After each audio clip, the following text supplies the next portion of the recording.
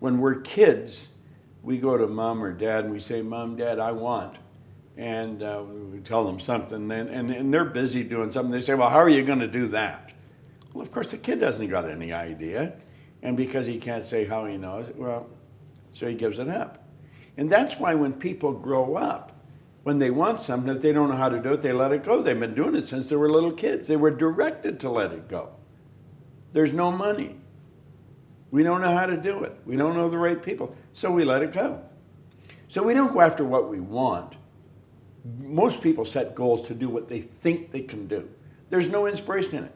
That's why 90% of them set a target and they quit. They set a target and quit. When you're going after your heart's desire, you don't quit. We go through school and never learn anything about it. Like you'll hear people say they have a bad memory. There's no such thing as a bad memory. Everybody has a perfect memory. It's just weak. They've never developed it. Our imagination. Your imagination is the most magnificent. Hill said it's the most marvelous, miraculous, inconceivably powerful force the world's ever known. I can use my imagination to project myself into the future and bring the future into the present and start living there. You work from the imagination. You don't work to it. You work from it. Backwards from the result. Yeah. We can learn to do anything. We have phenomenal powers.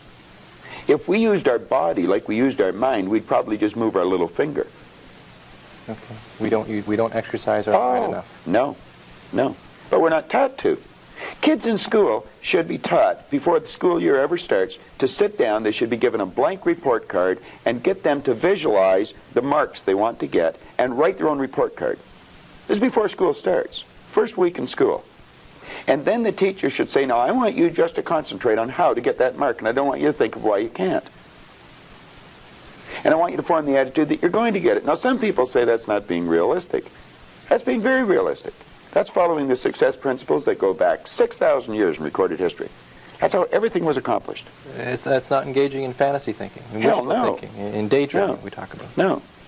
Well, that's where all greatness comes from. Greatness comes from fantasy. I would imagine that when Edison first saw the light bulb, he was fantasizing. But he kept fantasizing, and he built it into a theory, and then he built it into an image, and then he built it into a fact. Ah. I mean, when I was a kid, it was a fantasy to think of going to the moon. Mm-hmm. We've been up there with cars, playing golf. Okay, you mentioned in terms of success principles, attitude, this business of attitude. Attitude. It takes in the way you think, the way you feel, and the way you act. I'd have a difficult time really explaining attitude right just in a conversation. I use a board in the seminar, and well, I did an attitude seminar last night. We spent 3 hours dealing with that one subject, you know, so to do it here in 3 minutes, I can do it. I haven't learned how yet. Okay. Let's put it that way. I recognize it's difficult because we You have talk. to have a winning attitude, though, Tom. Okay. In human relations, we talk about the toughest thing with managing people. The toughest thing to deal with is their attitude. That's right. That's almost impossible. And that's the one to thing where change another management person. falls down. But we can't change people's attitudes. Well, nobody can change another person's attitude, and the only attitude we can change is our own. But you see, if management have the idea it's their attitude and we can't do anything about it, then they're not going to do anything about it.